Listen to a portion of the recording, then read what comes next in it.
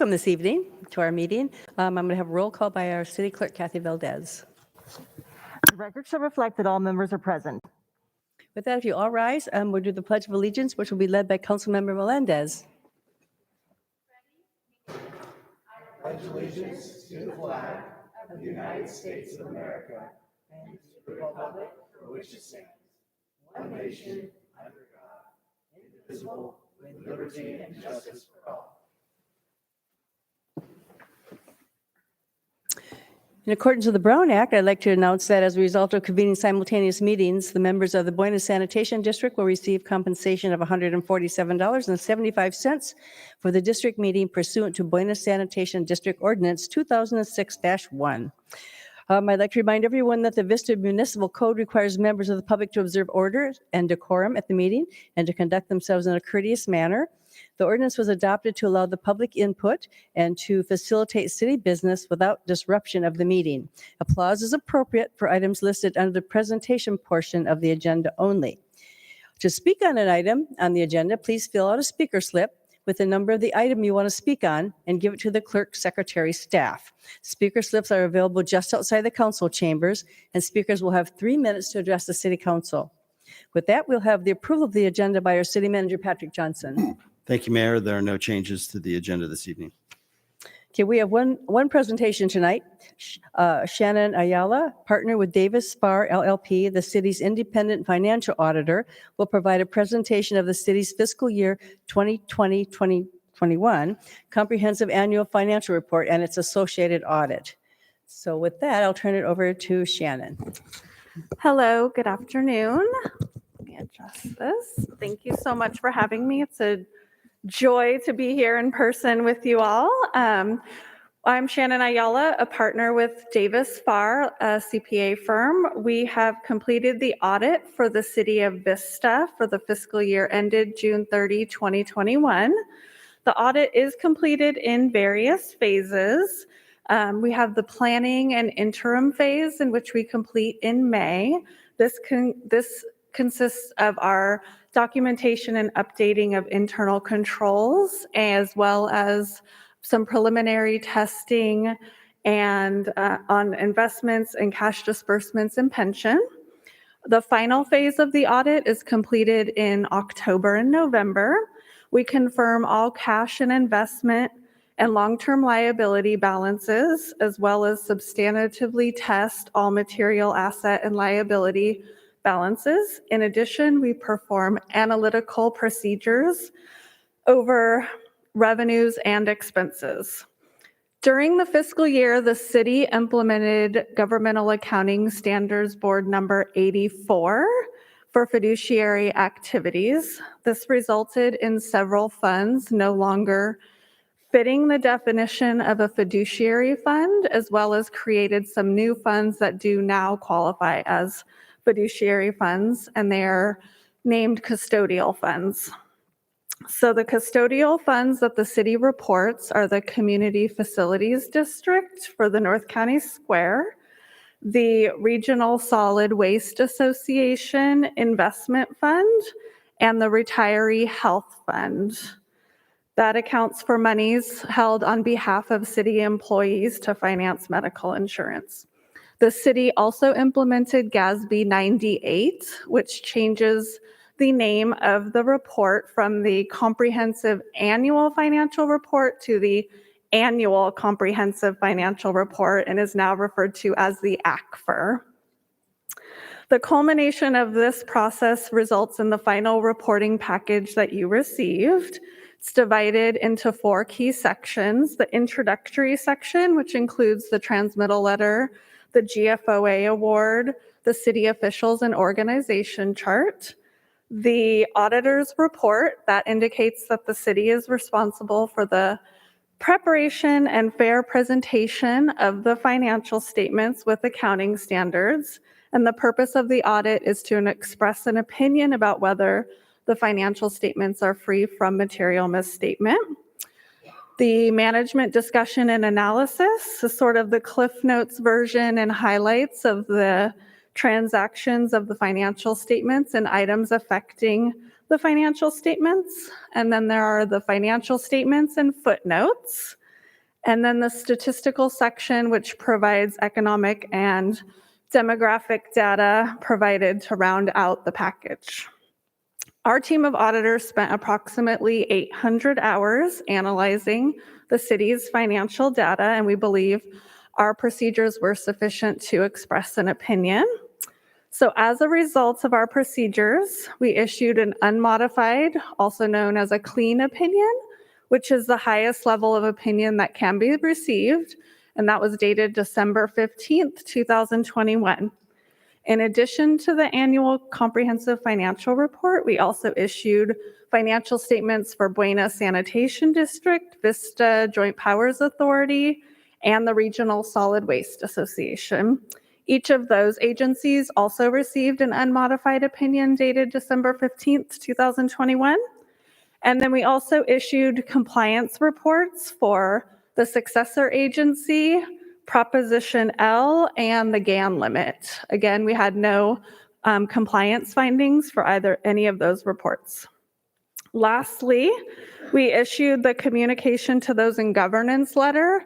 This is the end of audit letter that states sensitive accounting estimates affecting the financial statements, note disclosures of significance, any audit adjustments, and any past audit adjustments, and any disagreements that were noted during the audit, which I'm happy to report there were none.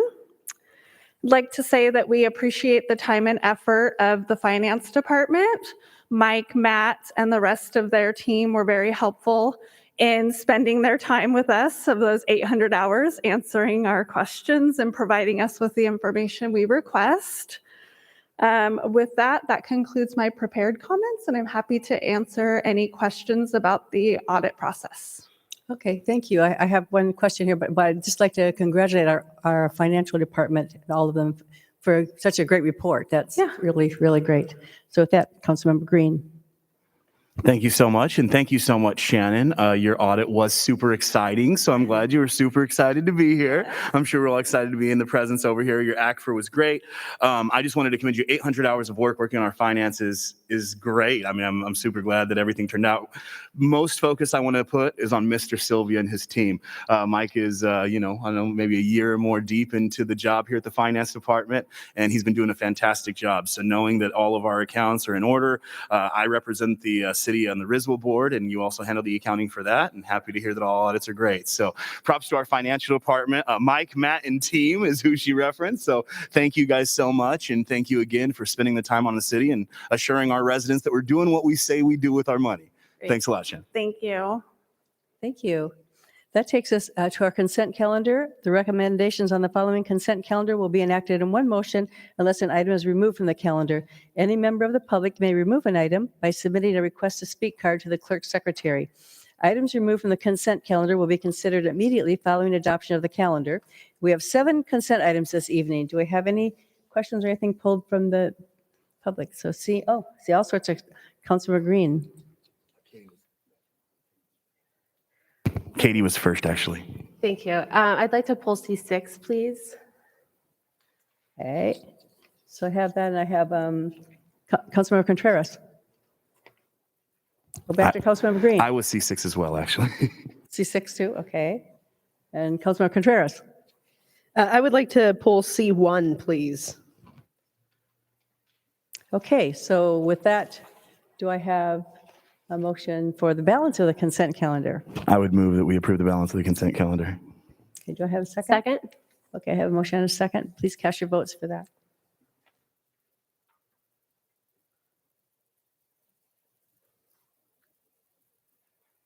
That motion passes unanimously. That takes to item C1, our check register, and I'll turn that over to Councilmember Contreras. Thank you. I just wanted to pull C1, which, kind of just goes into what the city is paying. And I just wanted to note that on our top 20 vendor payment list, number 10 is San Diego Gas and Electric. And this is a check run for the month of December of 2021. And we paid $126,852.03. I just want to continue to remind the council that, as we make these payments, there is currently no structure to get reinvestment on those dollars. So hopefully this year we'll have a majority on the council that wants to move forward with community choice energy, also known as community choice aggregation, because I know I have constituents asking questions about their SDG&E bill. And the longer we wait to move forward with community choice energy, where there is citizen oversight, where there are different ways to reduce ratepayer burden, that's something that we need to do. And we're kind of a little bit behind the ball at this point, seeing as how other cities on the 78 corridor have moved forward with community choice energy. With that, I would just like to move to approve the check register. And that's all I have. I'll second. Okay, I have a motion. Do you want to do them all at once or one? I guess one at a time. Should we do one at a time? Yeah, okay. Okay, please cast your votes.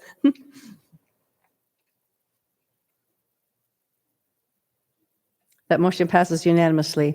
That takes us to item C6, the 516 South Santa Fe Avenue mural approval.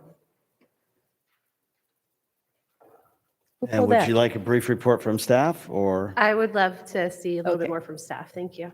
we have Colleen Collar-Smith with us here today? Good evening, Mayor and City Council. There is a rendering of the Explorer mural. Kathy, could you please pull that? In November of 2021, Tideline Partners submitted a request to paint a mural on their 5-story terrace lofts apartment complex located at 516 South Santa Fe Avenue. A public notice for the mural was posted from December 23rd, 2021 to January 23rd, 2022, and no public comments were received. On January 25th, 2022, the Public Arts Commission reviewed the proposed mural and with a 6-0 vote recommended the approval of the mural. John is here from Tideline, and I believe Lev may be on his way to discuss the mural and answer any questions that you may have. John, if you want to.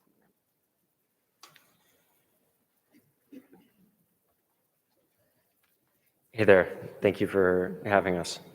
Thank you. I wanted to pull this item because I was curious about a couple of things. And since this is just such an impressive mural and going in such a visible spot right on Santa Fe, I wanted to have a conversation with our council and see how we felt about it and how we want to make the most out of that space. So one of the things that I was curious about was, since it is depicting a Native figure, Sacagawea, I was curious what the artist did to connect with Indigenous groups or even our local tribes here to be able to tell that story about Native people in our community, because the value of the art for me, since it is depicting a Native figure, the value is going to be much higher if there's a Native artist or a Native community voice and vision being shared at the same time. But I also wanted to talk about the composition as well. I thought that it was really kind of cool how the collage of the image ends up creating an entire figure. And there's these different elements that are really cool, like the skateboard and some of the natural elements that I really liked. And I spoke to some residents and some friends about it, and there were some things we really liked, but there were also some things that were a little perplexing about it. And I wanted to see how we could, work with the artists to make sure that the message and the imagery and the iconography that is within the mural really reflects the community very strongly. So I think there's some of the elements that are really connected to what it means to be in Vista and be a part of our art community here in Vista. But then there's other things that I don't think quite translate or are a little bit more perplexing. So I kind of wanted to open it up to the council and see, this is public art. It's, going to be viewed by the public. We want them to really take something positive away from it. And I also want to be very respectful to any kind of depiction of a Native figure, just making sure that we're honoring the land that we're on right now. So I kind of want to hear from everyone else and have a conversation. Thanks. Councilmember Green. Thank you so much, Madam Mayor. I do love Mater from Cars, for the record. I can't stop without saying I love Mater. Thank you so much, Councilwoman Melendez. I agree. I didn't feel that Sacagawea was necessarily a, good representation of Indigenous people in the area here. I love Matt Hensley. Let me tell you, man, 8th Street, Matt Hensley, he's a Vista dude. He did live in the county, though, off of Hutchinson, if I remember correctly, not necessarily in the city. There was a gentleman by the name of Danny Way who lived on Hill Drive right over here off of Chins. Dude, come on, Danny Way skateboard. But I'll tell you what, I'm not that artsy, so I don't want to really judge art. Personally, when I looked at it, I didn't get it really.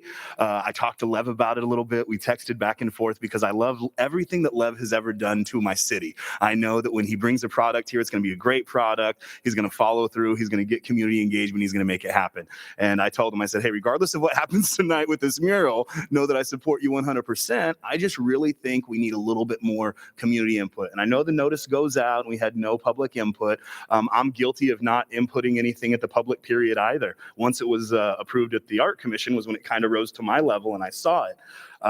I feel like since it's a 55-foot tall mural and it's right there on Paseo Santa Fe and it's something everybody's going to see, I assume there's going to be like a huge unveiling of it. There should be a huge unveiling of it. I'd like to have the community a little bit more involved and as a council be able to say, you know what, our art commission did a great job finding an artist perhaps, but as we kind of tweak this to be more palatable for the community, there's maybe some more things we can add into it or maybe something presentation-wise that would go at. Frankly, that hummingbird's amazing and it's not a controversial hummingbird, which is super good from an artwork standpoint. So there's some things I like about it as well, but there's some things I don't like about it.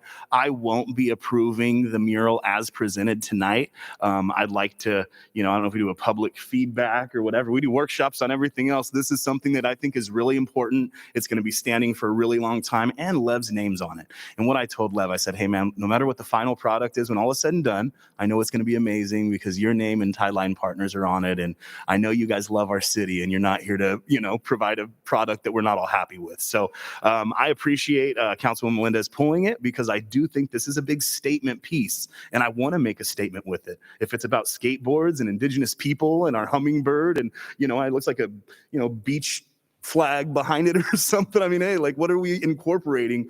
Let's do that and let's make it something that us as a council can go back to our community and say, yeah, we saw that and we support it, as opposed to, just approving it on a consent calendar without a whole lot of discussion. So definitely thank you for being here. I don't know what questions I have per se, other than I'd love to hear back from my council. I assume we'll be voting on this one way or another tonight, but I definitely appreciate you at least being here and wanting to put art like this on your building, because this is going to be our art district. It's right across the street from our veteran art affordable community that we're building. So I appreciate all that you're doing, and I'm sure that we're going to make something super beautiful over there. Unfortunately for me, this isn't exactly it, but I'm sure that we'll get where it needs to be. Thank you. Councilmember Contreras. I first want to open by saying that we are on Kumeyaay land, and when I first saw this mural, I find it fascinating. I think there's a lot of really cool elements to it. My concern is that I'm not sure of the artist's background when it comes to working with Indigenous peoples. Here in San Diego County, we have the most federally recognized tribes. And I feel like it is really important to have Indigenous figures highlighted in art. And I'm really happy that that's what this is doing. What I am not sure about, I'm not even going to go into the title being called The Explorer and the history of colonization that we have in white supremacy. But just taking a look at, some elements of it, I'm not going to be here to judge art. I have a really big appreciation for art. I have a huge net that I cast, but there are certain elements on this mural that I feel could create a little bit of discomfort in the community. So, I don't want to discourage Tideline and Lev, because I really appreciate what the goal is for this part of the building. It is in such a beautiful location. You're going around that roundabout, you have to go slow because it's a traffic circle. And it is just a big, beautiful wall. And I feel like we're getting closer to that point. But as Councilmember Green said, perhaps it's a good way to open up the dialogue with the community. And you can, like what we did with Paula Vista Park, right? We could have just named it, but instead we opened it up to the community. We had a lot more buy-in. We got really cool stuff that came out of it at the end of the day, right? We ended up going with Paula Vista Park, but, right, we all remember that, how long that took. But I feel like there might be a better way of going about saying yes to a mural on this spot. So, but again, I really don't want to be a discouragement to the artist and this artwork. I just feel like it's missing the mark by a little bit. And also, one of the things that we talk about with art is that murals help to discourage graffiti. But that only occurs if the community really feels like that piece of artwork fits into their fabric of being. And I'm not exactly sure if this kind of fits into that fabric. So other than that, I'm really thankful that we're even able to have this discussion. Because this is a lot of work that goes into putting a mural, and it's a great gift to the city. I just want to make sure that it's also well received. So thank you, and I think that we're getting really close to something really great for this corner. Deputy Mayor. I'm excited to see what Lev has in this box, because he told me on the phone earlier today that the artist is working on an oil representation of what the mural is going to look like, and that the image before us was a very preliminary image. Lev told me that these two Sharpie marks that we see, the one that's sort of grayed out on the far left and the one in the center, he believes those are not part of the artist's vision and they won't be remaining. He also shared with me the history, and I'm very familiar with the history of Sacagawea, but I was not familiar with the history of her son. We'll have Lev expound on that a little bit in his connection to local Native peoples. I absolutely strongly agree with Councilwoman Contreras. This is Kumeyaay ancestral territory, and I think it would be wise to consult with Kumeyaay and other Native leaders and have their full feedback and buy-in on something that depicts Native peoples. Other than that, there's a lot going on here to see something new maybe every time that you drive by it, and it's a very interesting piece. As I told Lev, I might have picked a Van Gogh myself, but art is for everybody to find something different in. And so I also agree with what Councilwoman Contreras said, that, it's not our mission to pick every winning piece of art. But anyway, I hope Lev will show us this work he's got here and tell us a little bit more about some of the background of the artist, as well as some of the subject matter depicted. So, Councilmember Melendez, you want to hear Lev first? Okay. Let's see what you got. What do you show us here? We actually have not seen this yet. It arrived last week, and the artist. Come up the microphone, Lev. Could you talk in the microphone so we can hear you? We actually haven't seen this yet. It arrived last week. Maybe you could help me unwrap it. And the artist landed, let's say, yesterday. So he's jet lagged and was asleep, and I couldn't wake him up. Otherwise, he'd be here as well.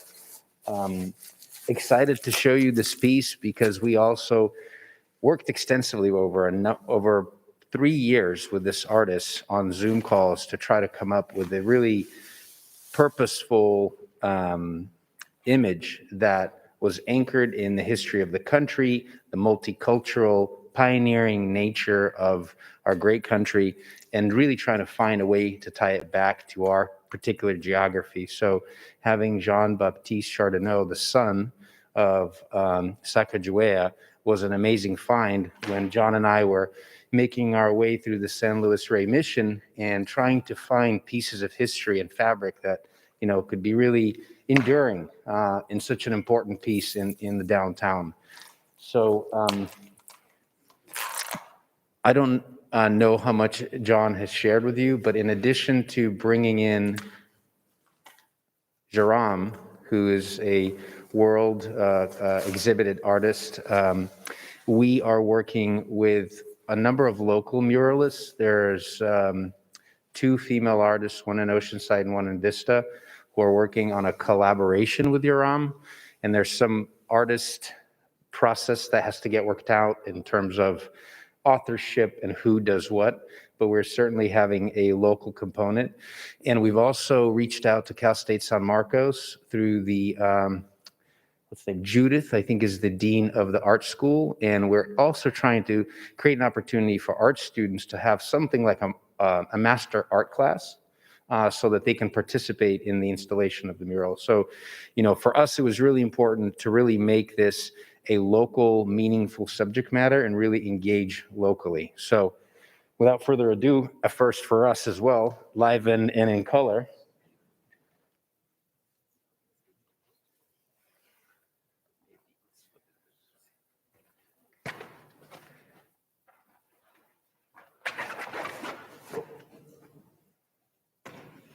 So this is 70% finished, and it's only a portion of the piece, right? It doesn't capture the hummingbird and some of the flowers. Skateboard. Hey, Lev, somehow it's, yeah, we can't hear you, so we want it on tape, so we need to. I know it's hard to show and talk at the same You time. got it? John's tall, fortunately, taller than me, so that might work. So this is probably about 70% finished. It's really the central piece of the main portion of the mural. It's still missing some of the corner pieces that certainly won't be illustrated here. You could see that. Bring it to the middle here where we can all see it. The skateboard's More to not your the- right. More to your right. Yeah, keep coming. There we go. That's, there you go. Yeah, There. is that good for everybody? Can you see it? Yeah. No. Turn it back around. So, you know, you could, and this is a creative process, right? So it's one of those things where you have an established artist. You can't just say, hey, make this red, make this blue, draw this, right? There's a certain level of creative authorship that the artist retains. So it's taken us quite some time to sort of culminate into enabling the creative freedom, but also really kind of pushing in a direction. One of the things that we kind of pushed back on was some of that, the green stuff, and you've seen some of that go away here. We also had, you know, a number of other comments, but one of the things that, you know, me seeing it for the first time, I'm excited about. I love that we have this really gentle pink that also kind of underscores the feminine central character in the mural. And it's got this vibrant electric blue to really pop off that wall.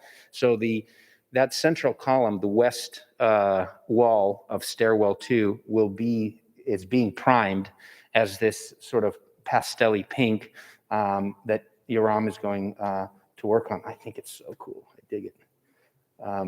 One of the other things that we were hoping to do would be to leave this piece at City Hall at the gallery here for a period of time so that folks and have a little bit of a narrative that explains sort of, you know, the collaboration, the central character and the history, so that, you know, it may be difficult for anyone around the city to make it all the way downtown, but if they're in City Hall, they can see that. So I'm really excited about it. So yeah, everybody has comments now, and I can see that, so hold on here. So Councilman, Melendez, do you want to go first? Yes, I'd been waiting, yes. Thank you so much for bringing this in. It's really exciting. I think we're all very excited to see the evolution, right, from this digital rendering that we have to this oil painting here. And I want to say thank you for, being aware of how the community can come together around this and, already expressing an interest in having people collaborate, right, with local artists, with local education institutions. And then, of course, as some of our comments remarked, being able to connect with local tribes and being able to ensure that some of the iconography and the imagery is not only sound for, what makes sense in a composed image, but also what makes sense for the storytelling for Native people. I know that, I'm not an artist. I'd like to think I'm a very creative person. So I just want to give a little bit of feedback of my own perspective. From this, I love the colors. I think that's amazing. Going around that roundabout and just seeing like pop of blue and pink, that would be so cool. With some of the imagery that still remains in the updated oil painting, I do have a little bit of contention with, especially in this first digital rendering. You see kind of a long white male appendage at the bottom of the painting, and I was a little bit concerned about that just being such a prominent part of the mural. And in this mural, I still see imagery of a hand. And I think that, hands could be really cool in art, but especially an image depicting a Native woman, seeing kind of a faceless, strong hand in the image doesn't necessarily convey a liberating sense to me. So I do want to, again, go back to what is it that we can hear from the Native community about what kind of images are going to speak most to that theme of explorer and adventuring and liberation and being able to forge your own path as a real artist does. So there's a lot of elements that I think are just so beautiful about this, but I think as a body, we have to make sure that public art is going to be well received by our community. And that's why I don't personally think I could approve the image as it is even now. So I'm not sure what motion to make. I think I would like to make a motion to not approve the current mural and to instead kind of reopen it back up to invite greater participation and also include a connection with local tribes as well. So those are my comments for now. Thank you. Councilmember Contreras. I really like this update.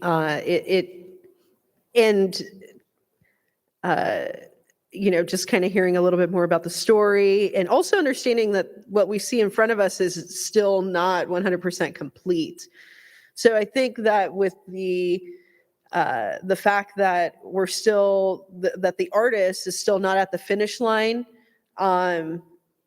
that gives us a little bit more time to have them continue to work on it and bring it back to council. But I'm really actually liking the way that this pops out. It's very vibrant. I can see some of the details better. And so that this is a huge improvement over what I'm seeing on my screen and what the public saw and the public noticed.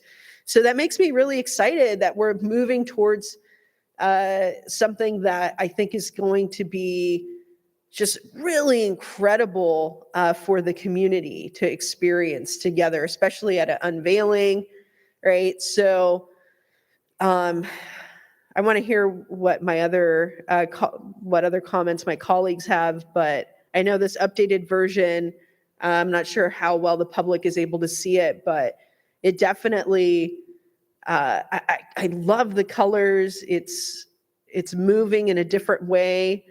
So I think we're really close to something that I would say, yeah, let's do it. And just knowing that the artists themselves is not at that finish point, I think it does give us a little bit more time where we're not saying, because at the end of the day, I kind of want a complete product before me.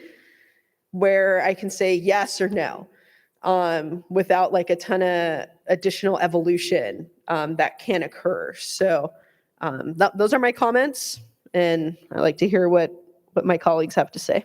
Councilmember Green. Thank you so much. And thank you, thank you, Lev, for rushing down here with that oil painting. Good stuff, man. So it definitely is a lot more vivid. And I want to say the depiction of the indigenous woman on that is a lot better than what the other drawing was. It looks like it's actually a totally different type of perspective from what I know it's blue and it's better drawn, but I do like that. I wanted to ask you, you mentioned a little bit, but what is Sacagawea's son connection? You said like you were walking through San Luis Rey and you saw a picture of her son or something. Like, does he like a father of like a tribe in this neck of the woods or something like that? Like what's his connection to North San Diego County? We kind of tie all back into Vista. Yes, thank you for bringing me back. I think I got excited and sidetracked. So thanks, Councilman Green. The connection is that Jean-Baptiste Chardonnay is a mixed race baby who was the son of Sacagawea and his father, which was a French trader. He grew up traveling the world and ultimately settled in San Luis Rey Mission as the magistrate of the mission, which is today's Oceanside Vista and then some. So the aha moment for us was actually Jean-Baptiste, known as Pomp, because he was actually, in terms of local, roots in Vista and the blending of the native and the pioneers. It's sort of an epitome of rising through tremendous adversity to accomplish something and lead. So he was basically the first like mixed race magistrate of our community here back in the day, per se. I mean, that's what it sounds like, is what you're saying. I don't right? know if he's the first. So I don't want to say for sure, but yes, I believe it's definitely so. a historic figure that has a connection. That's what I was wondering, is what's the connection? Where'd they get it from? So for me, I mean, that's something that is connected. Something as a, elected official, I can say, hey, my artist did their research. They found something that was connected to the community. So that's great, because I didn't know, Sacagawea is a great name, a great historical figure, but how does that, when did she come hang out and have some strawberries and avocados in V-Town, my friend? So it's good to know that her son actually traveled the world and then came back and became the magistrate of the San Luis Rey Mission, which actually, probably spread out throughout our community here, and is where a lot of our local indigenous people, I would assume, came from and worshipped back in the day. So that is really good. What did you say John Bautista's last name was? I didn't get that very quick. Jean-Baptiste Chardonnay. Chardonnay, like the... Am I saying that right, John? Jean-Baptiste Charbonneau. Okay. Thank you. Sorry, I just want to do a little bit more research because that's interesting to me. I like to read. I am with Councilwoman Contreras. I didn't see the, art so vividly in this picture right here. Is that like a fighter pilot? Like we're saying, hey, that's like a fighter pilot in the middle with the bomber jacket, or what's the, like underneath the, is that what that's what like, hey, we got fire pilots at Miramar type deal, trying to incorporate military in it, or what's the connection? I just want to know, like you did it, right? So certainly. Well, we provided inspiration and influence to a creative person that interpreted. And again, we were... it's not Bane from Batman is all. It's a fighter. No. Thanks. The hope with the mural was so that it would endure over time, and in the spirit of pioneering and exploration. And our project is called Found Lofts, and the spirit of the brand is this idea of discovery, and the ultimate discovery, self-discovery, right? So the gentleman with the goggles is an alpinist.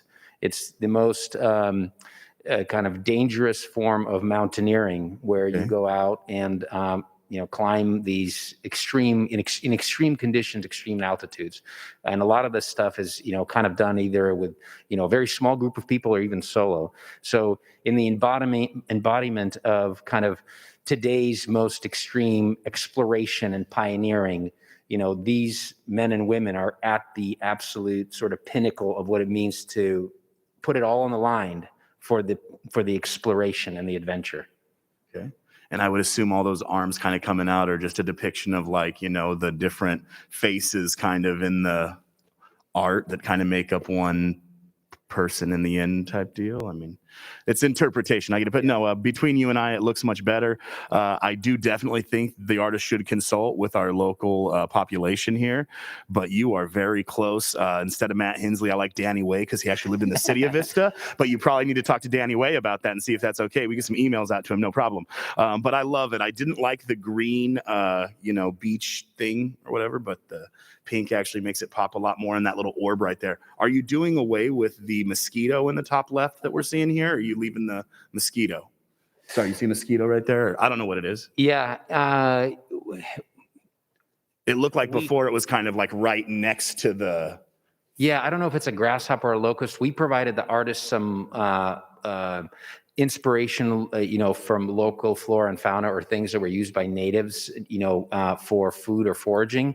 So that was one of the ones that he grabbed onto, maybe because it has kind of an extreme look. We're hoping to, play with that a little bit. I think one of the things that we were pointing to, I'm getting into the weeds, but the short answer is we can request to have that changed if that's a point of issue.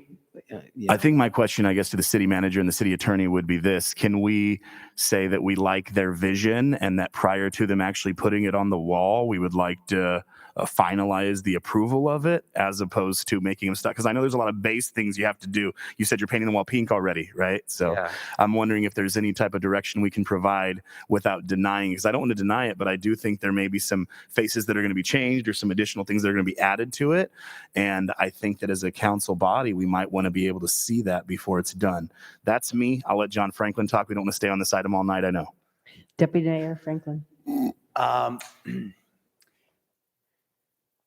Couple of thoughts. So is this the Anna's hummingbird? Do we know? Which kind of hummingbird? Anna's, because it's our official city It's bird. the official city bird. We also requested the palm, the official city palm. That didn't make it. We pushed. Oh, okay. But we got the hummingbird. All right. As Councilman Green would point out, we have tried and failed to represent the California lilac, our state flower, in the past. But if there's a way to work in the California lilac, that's the state flower.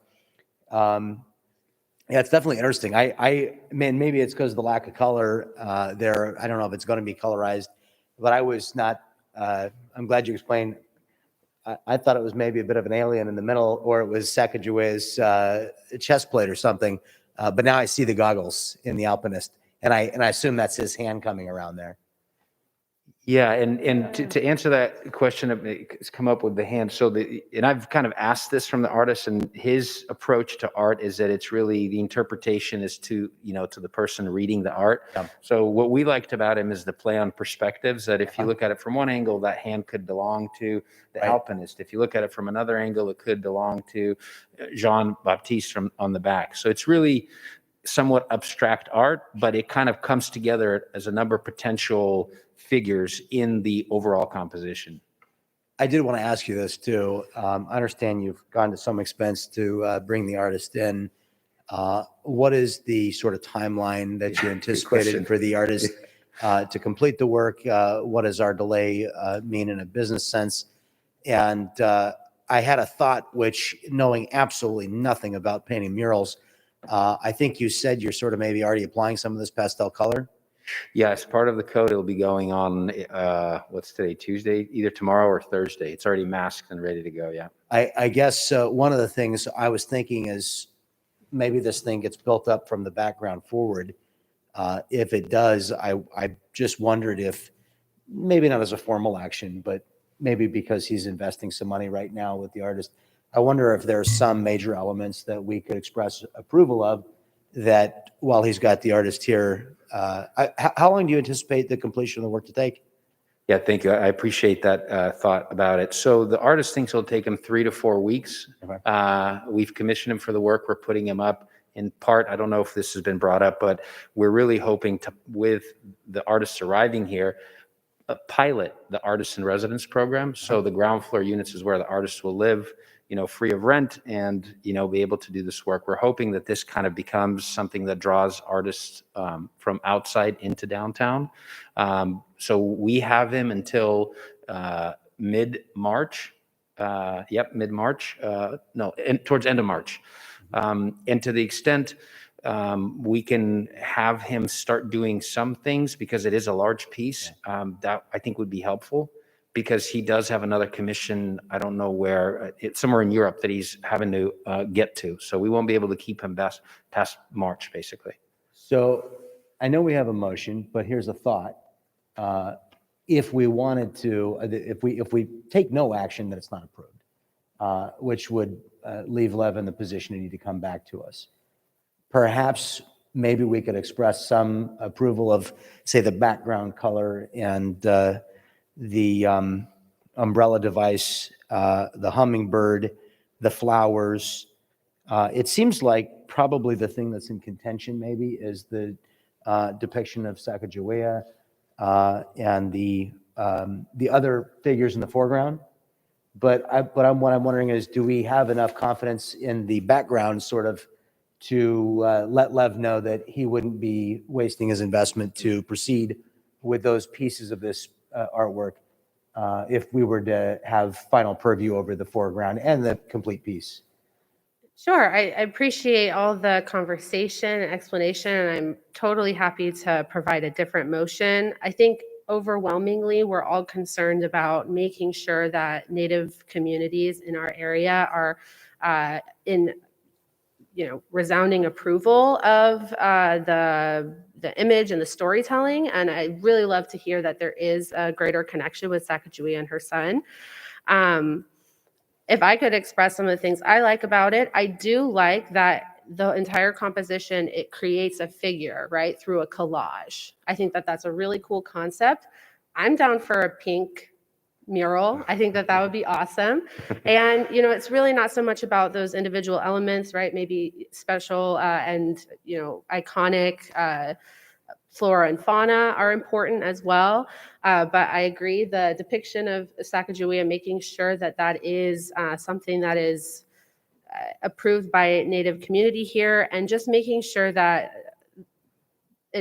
I really do appreciate how it does create this whole, because when you drive around that roundabout, you're going to see a whole figure, and then the person walking on the sidewalk is going to be able to see the different elements. Right. And so I just want to make sure that from every point of view, there's a really, really great story being told there. So I'd be happy to make a motion that we approve this item with the understanding that you and the artists are going to be able to connect more with our Native community and do a little bit more editing based on our recommendations for this piece. Okay, and I didn't have had a chance to talk because you guys keep jumping in there, but I just want to say that everybody perceives art differently. If you go to art studio and you go in, you see all different kinds of art, and some people like some kind, some people like, so the city, some people will like certain things, some people won't, will not like certain things. So no matter what you put up there, there'll be people who love it and people who, don't feel so attached to it. I love the people on it, and I love the bottom of it. The middle I thought was a belly with a belly button from here. So I don't know, is that an arm? Is that you said that? Yeah, see, for me, I was like, is that a fat belly? So everybody perceives things differently, and that's what I was seeing from here. So, but I love the people, and I love the bottom, and I love the colors. I love the blues and everything. So, a little bit more like the hummingbird and some more things on there. I think it's going to be a great pick. I like it. I didn't like the picture we got. I didn't like that, but when I see it in person, I do like it. So, anyway, so I'll go back to Councilmember Green. Thank you so much. And yes, thank you so much for the amended motion, Councilmember Melendez. I think that's a fantastic motion. I definitely would second that motion on approving it. And as far as I'm concerned, Lev, as long as we have your word as a council that you're going to, work with our local community and make this the best piece it can possibly be, I'm definitely okay with you moving forward, knowing that you'll be working with us and we'll be able to see the final product. So the money you've spent is not wasted, sir. Thank you for running down with that, because it actually looks a lot more like one cohesive art piece on the oil painting than a bunch of pictures kind of, splatted together on this. This did look a lot more like magazine pictures per se, as opposed to regular art. I can see that person is much more talented than I would ever be. So super excited to have some good art down here in Vista, get the community involved. And if that's, what it looks like, so be it. Thank you so much for your time. And that's it. Okay, so I have a motion and a second. And so Well, have- please cast your We have vote. staff restate the motion just so we're all clear what the staff is understanding. Sorry. The motion is to approve the item with understanding that they will get approval from the native tribes and implement the changes that you've discussed. Yeah. And you want to see the final product before it goes up, correct? But some of Maybe it's with gonna go regard up. to the native imagery and the foreground imagery. Or verification, I think, that maybe we've done all that and they're fine with it and it looks great. We don't necessarily need to see it, but we do have those Use your mic. conversations. I don't think it's necessary for us to see it beforehand. If, there is correspondence and connection made to local Latino tribes, that would, I think, go a very long way. Wonderful. Happy to do that and appreciate the understanding to keep us moving forward with the understanding and alignment that we're all in. So thank you.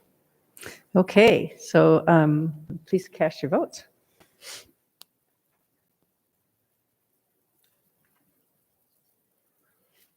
Motion passes unanimously. Yay. Thank you. Okay, that takes us to our next item, which is item C7, Vista Firefighter Association side letter of agreement, and I think because, oh, I thought he pulled it. Okay, there's two public hearings this evening, and we're going to do the first public hearing to consider City Council redistricting. Our City Attorney, Daryl Piper, will introduce the item.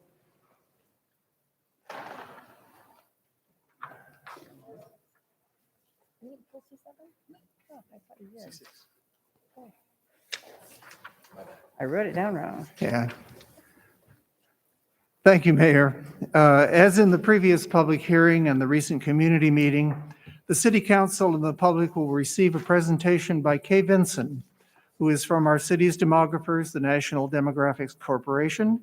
She will discuss the draft maps that have been reviewed and approved by NDC to date and answer any questions you may have. Okay? Thank you.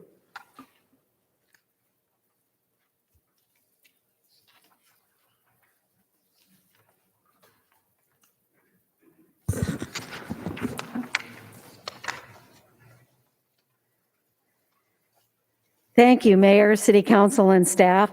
National Demographics, also known as NDC, is happy to be here this evening for the second public hearing on the redistricting process for the City of Vista. NDC has 40 years' experience serving jurisdictions with their district and redistricting needs, including Vista 4 years ago with formation of districts.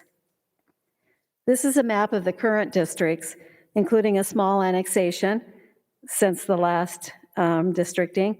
Some of the information is a review, so I'll go through some of it a little briefer. And there are two maps for your consideration this evening. As background, in June of 2017, the City Council voted to change the way council members are elected from at-large elections to by-district elections due to the threat and expense of litigation. At that time, the districts were based on the 2010 census as required. By-district means the voters in each individual district vote for a representative from that district. The first by-district elections were held for districts 1 and 4 and a mayor in 2018. And so those seats are up again in 2022. Districts 2 and 3 selected their representatives in 2020 and will do so again in 2024. Following the federal decennial census, the city is required to adopt new district boundaries substantially equal in population. The California Fair Maps Act, effective January 2020, establishes procedures and criteria to accomplish the redistricting process. This is the timeline. The process has been delayed because the census data came in late, and we received the prisoner adjusted figures in late September. And that involves zeroing out the prison population and reassigning the prisoners back to their last known addresses. Consequently, the timeline for all agencies has been compressed. The City Council is required to hold 4 public hearings, one of which may be a community workshop. The initial public hearing was held December 14th here in the council chambers.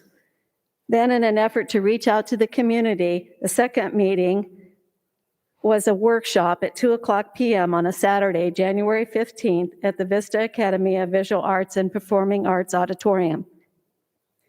These meetings were held prior to release of draft maps for the purpose of education and to obtain input on communities in the districts and to provide information on how the public may submit their own maps.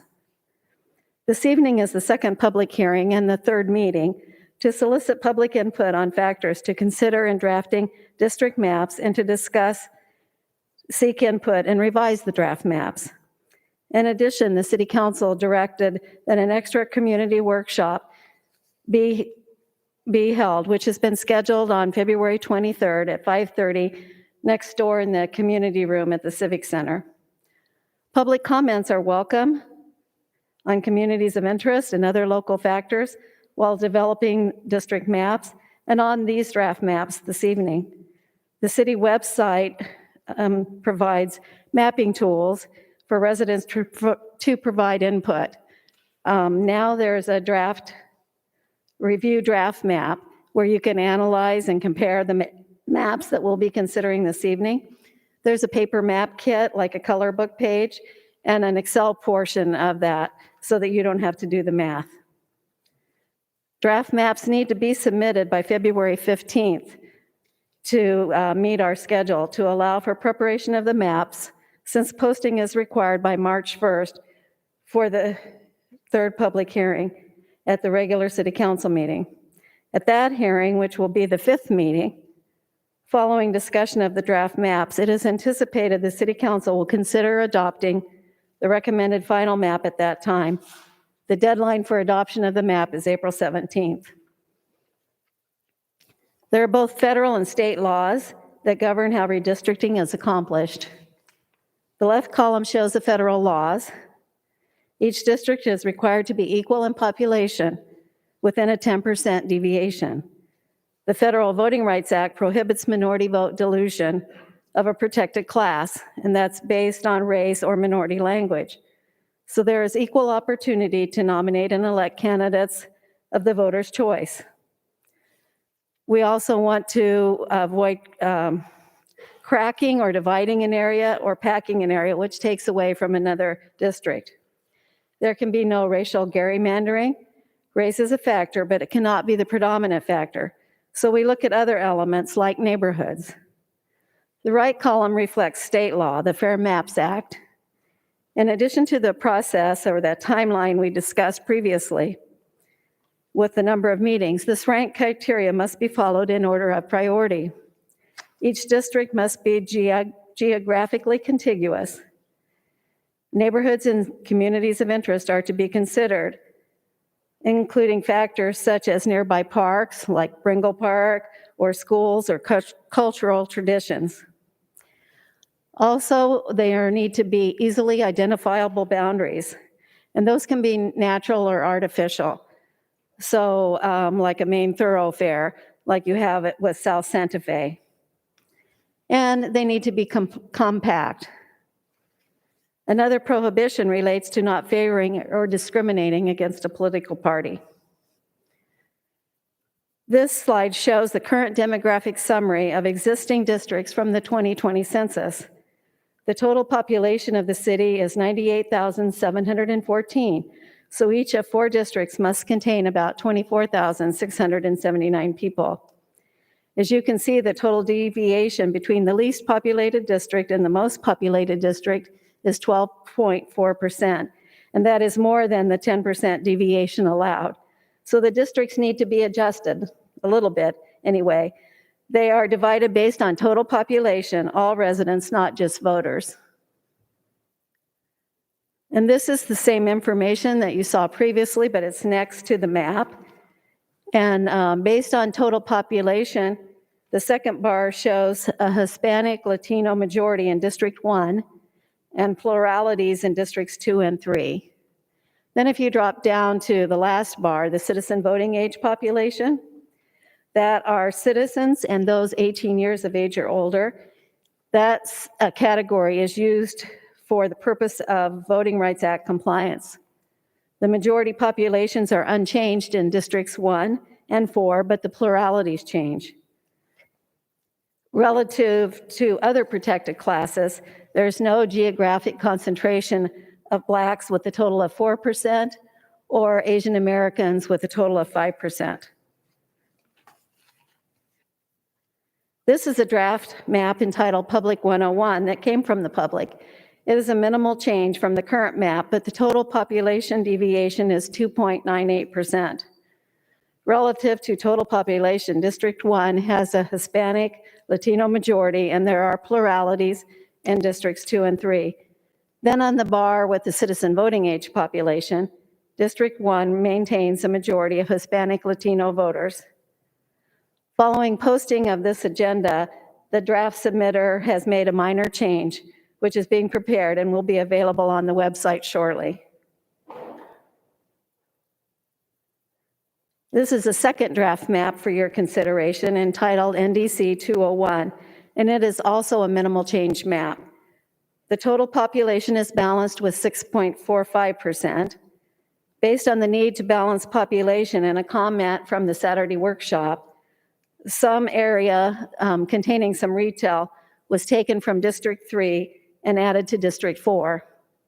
You may be able to see the dashed lines of the current districts and the change in colors between the green and the purple.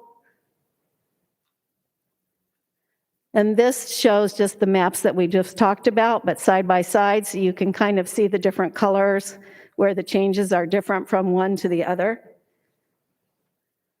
And this is both of the demographics. They're kind of in a snapshot if you wanted to compare those. Both are minimal change, as we've said, with population deviations lower than 10%, which is presumed constitutional. Public input, again, is welcome on any factors that we discussed to consider in drafting maps, as well as input on these draft maps tonight. The City Council may discuss map goals, review draft maps, request revisions be drawn, and possibly identify a focus map. As we mentioned earlier, extra community workshop is scheduled at 5:30 on February 23rd in the community room at the Civic Center to obtain more input. And draft maps may be submitted to the city clerk at any time prior to February 25th at kvaldes@ci.vista.ca.us. Draft maps and demographic summaries to date may be viewed on the city website on that interactive map viewer that we talked about. So if you have any questions or want to submit materials, this is the contact information for your city clerk, Kathy Valdez, her phone number, her email address, the link for the city's website on redistricting, and of course, the mailing address. So that includes my presentation, unless you have any questions. Councilmember Green. I do have a question. I actually think that you answered it at the end of your story there. You said the maps were due by 2:15, yet we had a workshop scheduled for 2:23. And my question is it sounds like the maps that are presented, you did say that the maps have to be presented prior to 2:25 to Kathy at the end of your presentation. Right. My question to you is the maps that are done on 2:23, when are we going to be able to review them as a council? Like, why is the deadline 2:15, I guess is my question. I know you have... I think I misspoke. The deadline is 2:25. 2:25. Okay, cool. So Yes. That's perfect. So there's 2 days after our final workshop. I didn't realize I said that, but No problem. I wrote it down because I was no doubt. confused. Yes, it's February 25th. Okay, to so submit after the our maps. last workshop meeting, once we get totally Yeah, so there's just a educated, we'll have couple days, because 48 then hours, after that, basically. there's only 3 days to turn it around before it gets posted on March 1st on the city's website, which is required prior to the March 8th meeting. So it is kind of a crunch, but Our demographers told me that they would get them done Okay. over the weekend, basically, and one Yeah, other so, I mean, day. I'm excited. I unfortunately couldn't make the meeting on the 15th, so the 23rd meeting is the one I really plan on digging into, and obviously speaking to my colleagues tonight. But I'm excited that whatever we figure out there, we'll at least get to go in front of the council. So thank you so much. Uh-huh. Okay, Councilmember Melendez. Thank you, Madam Mayor. I just have a couple questions. First, in looking at the two maps, and you mentioned that 10% difference that is allowed Uh-huh. between, and I apologize for not doing the math myself, but if you could tell me that between the first and second map, which has the smallest difference between in population? The deviation is smaller on the public submitted map. Okay, And the one that the public is going to adjust, that we expect to be put up shortly on the website, has an even smaller deviation. It's 2.37. okay, And the NDC 201 is at 6 point something. okay. So 101 is a smaller deviation. Wonderful. And I know that you were discussing how race is a factor, but it can't be a primary factor, that you're looking at things like neighborhoods. And I just want to understand a little bit more about what defines a neighborhood. And I heard you say a couple of things. So things like parks, schools, but also kind of traditions and cultures, which, as we were talking about art tonight, right, that could be art, that could be, right, language, and any number of things. So could you define a little bit more for us? How do you define a neighborhood? What does a neighborhood look like? You hit on a lot of the things. It can be natural boundaries. It can be around a park or a school. It could even be political in one certain area. It can be natural boundaries and borders, but that was kind of outside of the neighborhoods, but it's also included in the neighborhoods. Okay.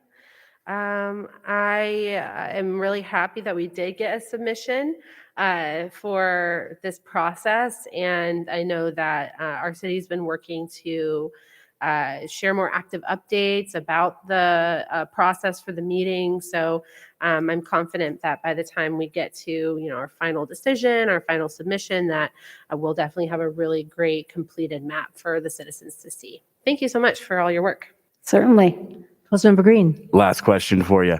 I know when we did this initially and we did the redistricting, it was important to us as council members that we all kind of had a stake like in our downtown, because as you split up the city, you want to make sure that all 4 districts kind of at least have a focus on, like our historic downtown area, Paseo, Santa Fe or whatever. So Right. I know that the public map changed a little bit from initial submission, and it looked like part of my district wasn't even touching downtown. And I don't know if as a council, are we allowed to even say, hey, we all want to have a little piece of our district in the downtown so that we're all making decisions? And don't get me wrong, whether I am connected to downtown or not, downtown matters to me and it's going to matter to my district. But I know that when we initially did this, that was kind of a thing. Even Shadow Ridge Yes. comes all the way over the freeway to touch downtown. So Exactly.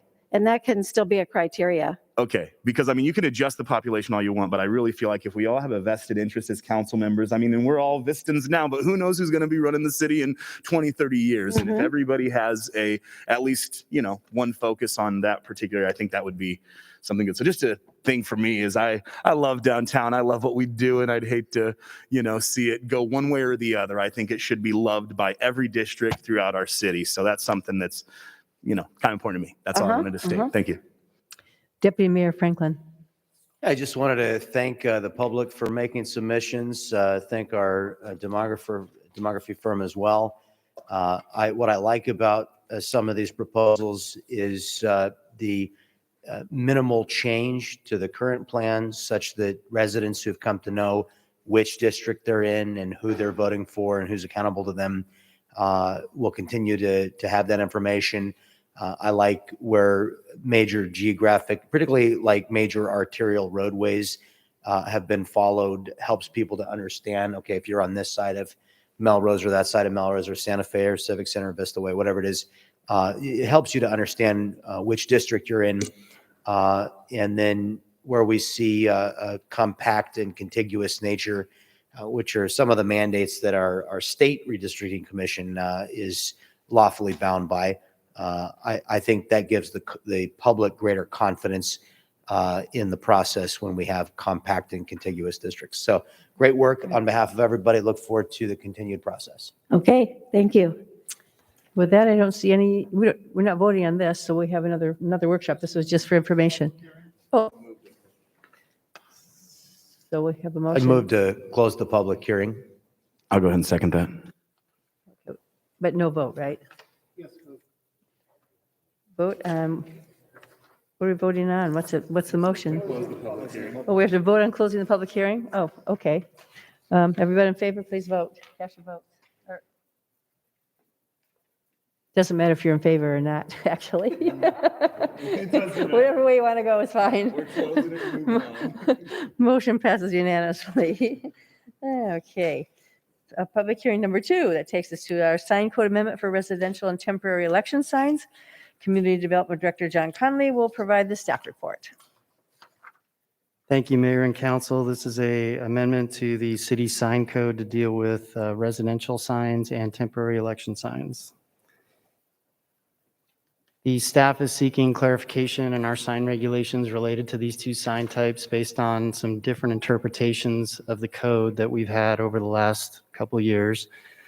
The Development Code, Chapter 1852, is what we're focused on. It regulates signs on private property, and staff is recommending amendments specifically for clarity to two sign types within the code. The table 1852060A that's in our code provides all the standards for our various sign types throughout the city. It includes numerous types, but we're only focused on the two that are shown here, the residential and temporary election signs. The table includes the definitions for permitted zones, the maximum number of signs permitted, and the maximum size of each sign. The difficulty that we've had is in the maximum number of signs permitted where it says NA. There's been some different interpretations of what NA means, so we'd like to provide some clarification. So the staff's recommending the following revisions to the residential sign code. They're not changing any of the zones that they're permitted in, but they are changing the maximum number of signs permitted, going from NA to an unlimited number, so long as the aggregate total of all signs does not exceed 80 square feet. We're also allowing the maximum size per sign for residential signs to be 16 square feet, total sign area for one sign. So under the new rules, you'd be able to put up to 5 16 square foot signs in your residential property, or any number of smaller signs as long as it doesn't exceed 80 square feet in total. For temporary election signs, we're making similar changes. The number of signs permitted is changing from NA to unlimited within the public right-of-way area and unlimited in areas other than the public right-of-way, so long as the aggregate total, again, does not exceed 80 square feet. The maximum size per sign for election signs does not change. There's also rules for the timing of election signs as to when they're allowed to be displayed, and that does not change either. The Planning Commission reviewed the staff's recommended changes on January 18th and unanimously recommended approval of the changes. And with that, staff's recommending amendments to Chapter 1852. And that concludes my presentation. I'm available for any questions. Thank you, Mayor. Deputy Mayor Franklin? Do we have any public speakers? This question is for our city attorney. On what do we base these changes? Are there other jurisdictions who have successfully implemented and defended these changes? And what do we know about the case law and constitutionality of these changes as the courts have defined? The limits or boundaries that we have set have been explicitly approved by the Ninth Circuit Court of Appeals as being constitutional in the case of Baldwin versus Redwood City. And that was our touchstone for making sure that we are in compliance with federal constitutional law. Does that include the 80 square foot number? Yes. Okay. That was a concern that was raised by some in the community.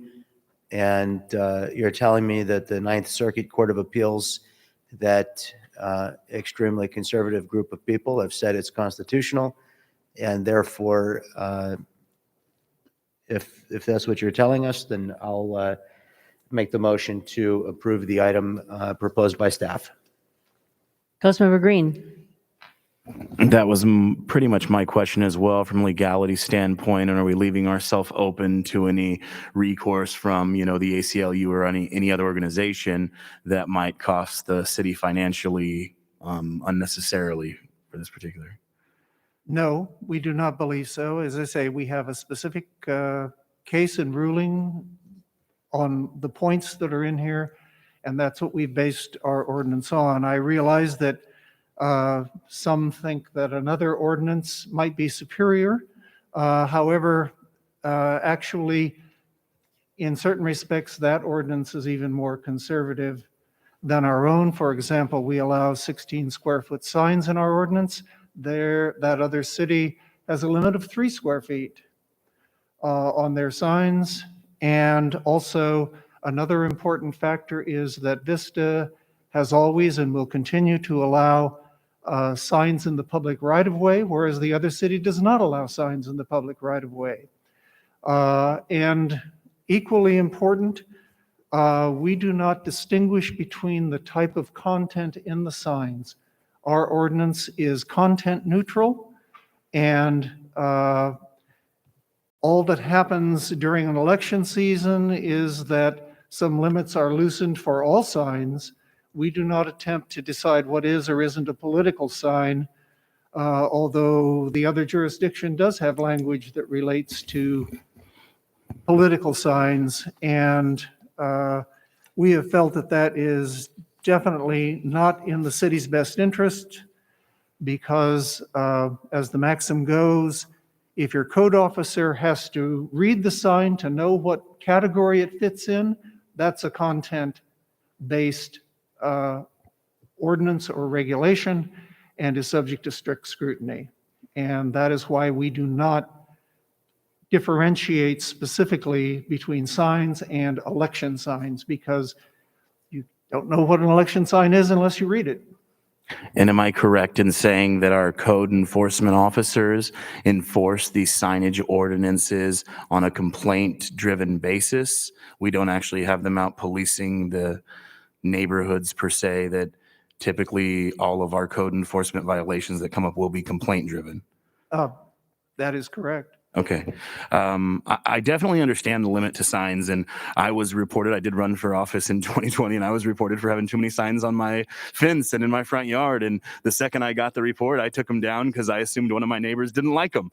And I have no need to fight with my neighbors over having signs in my front yard and them thinking that I'm making the, neighborhood look a certain way. I do understand during an election, you want to support your favorite candidate. I was my favorite candidate, and I had way too many signs of my own in my front yard, and I understood it. So I definitely get that. So as long as we're not impeding on anybody's constitutional rights, because I know when I ran for office the first time, I really felt like the man was trying to get me down and wouldn't let me put my signs up where I wanted to. And, I relied on, the constitutional rights of every American to be able to express their opinions and put their signs up. So I'm really glad to know that there is a, basis judicially for this decision, and it's not just something that we're making up, and that we can definitely defend it in a court of law should we need to. So really the reason we're doing this is to maintain the integrity of the community and really make sure that your neighbors and the neighborhoods, aren't blighted with unnecessary signs. And I would say 80 square feet of signage in your front yard, in your house, or even at your business, is a whole lot of signage. And I definitely know who you support with that much signage. So with that said, I would second Deputy Mayor Franklin's motion. I still would love to hear my other council members.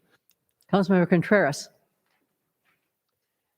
Thank you so much for this item. I know that it's something that we have been wanting to review for a long time. So I'm glad that it is in front of us at this point.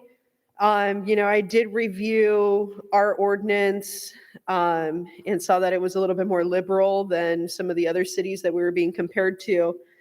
But I do have a question regarding part of a section that I read here on page 3 of the agenda report. And this is in regards to temporary election signs within the public right-of-way. It states, conversely, the maximum number of temporary election signs within the public right-of-way would be unlimited, subject to the limitation that prior consent has been obtained for placement of the signs from the person exercising control over the property. My question in regards to this clause is there a new form that we have to submit to the city of Vista if the public right-of-way is in the jurisdiction of the city? I'm a little bit confused about this clause and how to be compliant. This is not new. The rule about consent of the property has related fundamentally to private property owners who may own all the way to the street and may choose not to wish to have someone put a sign on their property, even though it is in the so-called right-of-way. The city has not restricted its right-of-way except around City Hall. Okay, that's good to know. It's inappropriate to have election signs, particularly in this unique area. But as you know, you will see signs all the way up and down all of the major streets and a lot of the minor streets as well. All right. Thank you for the clarification. I just wanted to make sure that I didn't miss something, that there's some kind of form to apply to the city of Vista for putting signs in what would be considered the public right-of-way owned by the city of Vista. With that clarification, I know I reviewed this with our city manager, Patrick, and just really wanted to ensure that we are following case law and the precedent set by it. And it looks like we're within those guidelines. And again, this is a long time coming, and I'm glad that, we've been having this discussion. It's come to the culmination of this new updated ordinance, because what we had before was just really confusing, and it was subject to, it wasn't really in an objective way to look at it, because there's aspects of it being a little subjective. And this is pretty black and white, which is something that is necessary when you're trying to make an ordinance that people are going to follow. It needs to be really easy to follow. And 80 square feet that's pretty big. Yeah, that's all. Thanks. Councilmember Melendez. Thank you so much. I just have a couple of questions. So we were just talking about art earlier. So do these signs need to be red in order to be considered signs within the restriction, or could they be art that is like a painting or something that's like observed in a different way, not the same as being red? Well, these are all temporary signs, and a temporary sign could have a Van Gogh portrait on it, for example, and that would be perfectly legal under this ordinance. Okay, but it has Again, we do not try to determine what the nature of a sign is. Okay, and they just have to stay within that certain size Yes. range. And what about anything related to safety or instructions or directions? So, regardless of if it's a election sign, if it's a piece of art, if it's instructions or directions for safety, those all fall under the same category? The one limitation we might invoke on signs would be if they create a traffic hazard. So even if they are within the size, if they create a traffic hazard? If they were arranged in such a way that you couldn't see a traffic signal or something like that, that would be a different issue. Okay, well, I just wanted to get some clarification on that, and I appreciate the discussion. Thank you. Okay, I think that's the end of our speakers. We have I think we close the public hearing, have a motion to go with staff recommendation. So please cast your votes.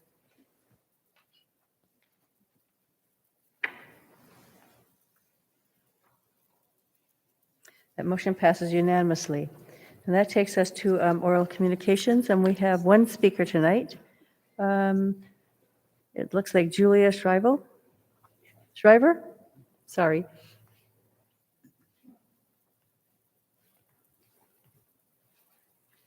You have 3 minutes, Julia. Okay, good evening, Mayor and Council. I'm here because I thought that everybody was voting on a transient homeless parking lot. And John Franklin, you call my spirits. Thank you.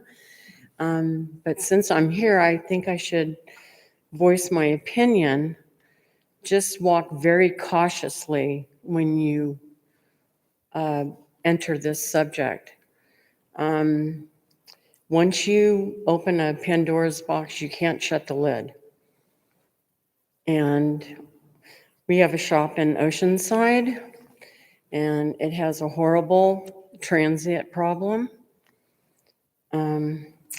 Kevin Faulkner from San Diego, when he was mayor, he thought he would lift the ban on people sleeping in their cars when it was illegal.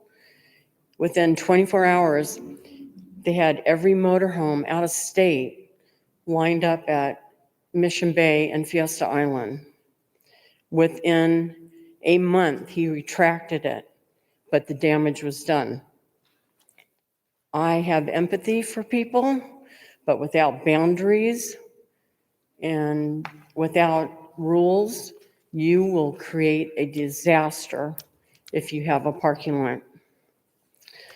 The Jewish community, they have a parking lot for homeless families living in their cars, but they have rules.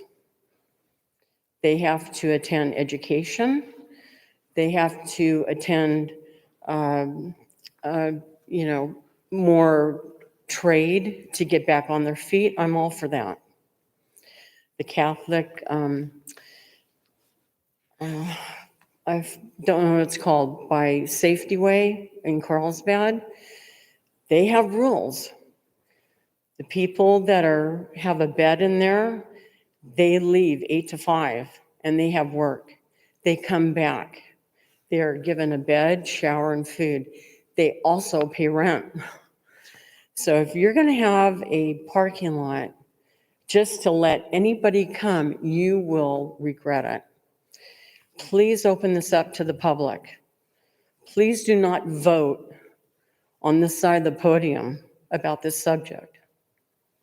So thank you for letting me speak. Thank you.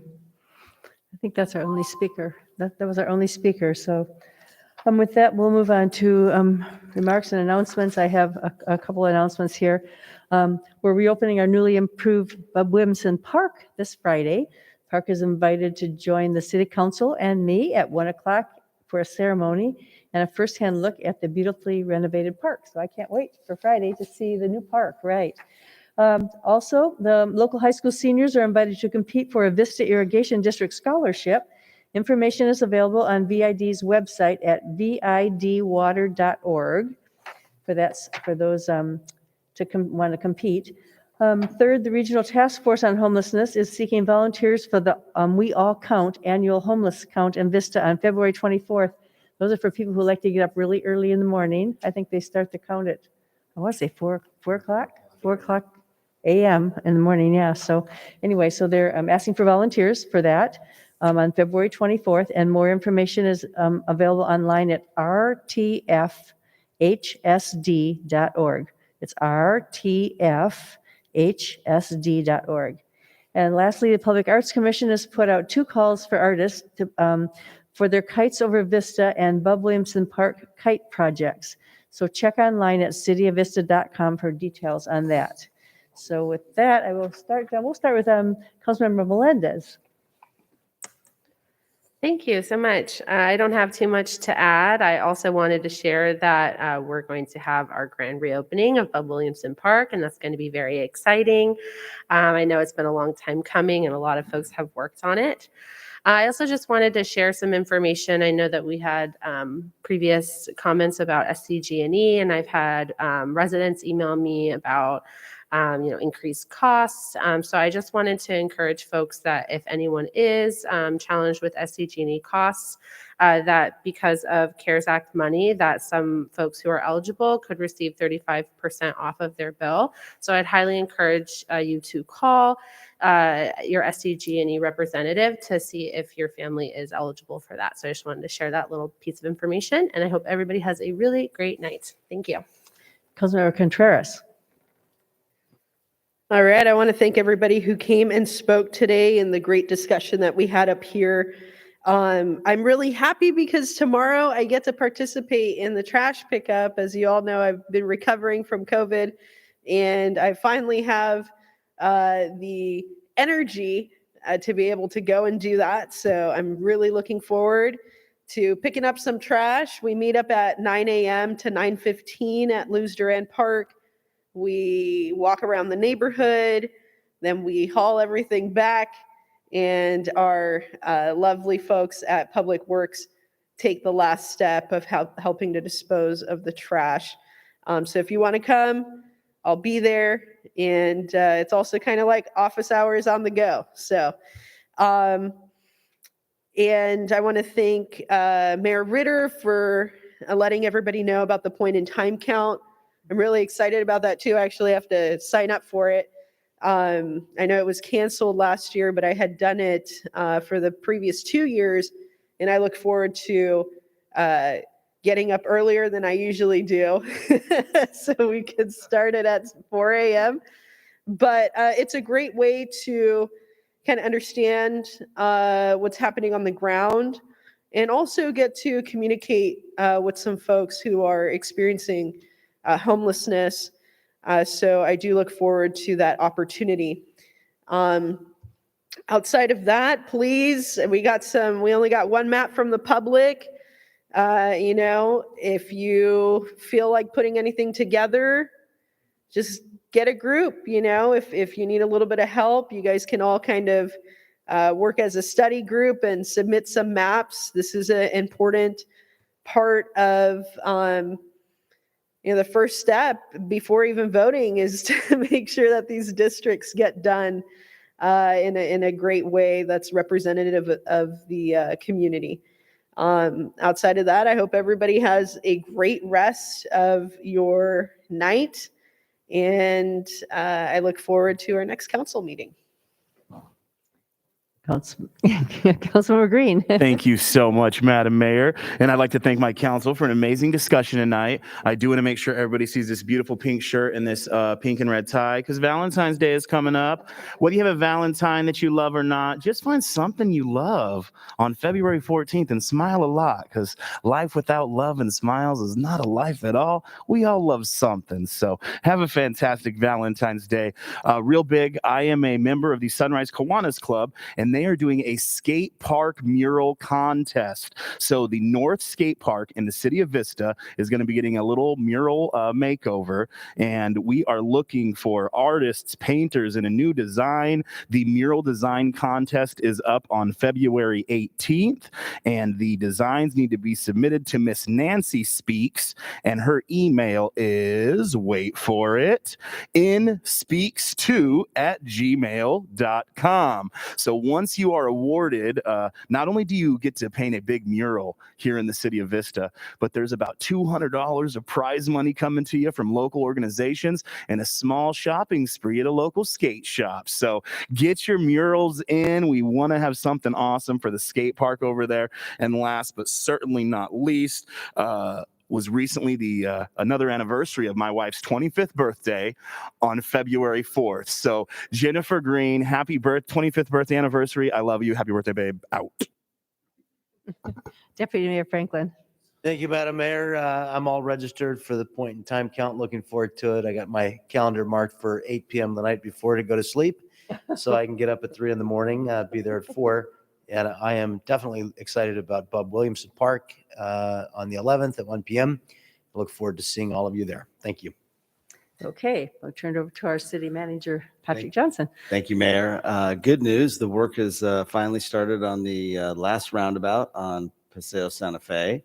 I noticed it was closed. Yes. The road was closed. Northbound lane is closed, but Bad news for that. That's going to take about 6 to 8 weeks as they work on relocating a water line. But once that's done, we'll reopen the road. There'll be some intermittent closures over the next 4 months, but it will be complete in the next 4 months, and Santa Fe will be completely done. So good news all around. We're glad it started. Another item is our Vista Fire Department is urging residents to use extreme caution when working outdoors this week due to the low humidity and the dry nature of the weather. It's hard to believe that we're talking about this in February, but we are. It's the reality. So please use caution if you're going to be doing any sort of yard work or automotive work or anything like that. We have some good news that our Senior Center's Cultural Caravan is restarting. It has been down since COVID, as all of you know. And so their spring brochure is online, and residents can see that at cityofvista.com/culture caravan, one word. And then last, the city will be closed in observance of President's Day holiday on February 21st, which is Monday. And so we'll be closed, but EDCO's trash cycle will continue as normal. So thank you. Okay, how about our city attorney, Daryl Piper? Anything? Thank you, Mayor. I have nothing further this evening. Our city clerk, Kathy Valdez. As I mentioned at the last meeting, the Vista Leadership Academy is scheduled. Applications are available online, or you can contact me, but that will start March 6th. So we're looking forward to another group. It is first come, first serve, and it's limited to about 20 people. When does it start again? March 6th, I believe. Oh, starts I have March the right 6th, or is date. that the applications? When do the applications The have to be? applications are due by the end of February. Again, it's first come, first serve. So once we fill up, we'll put them on a waiting list. Okay.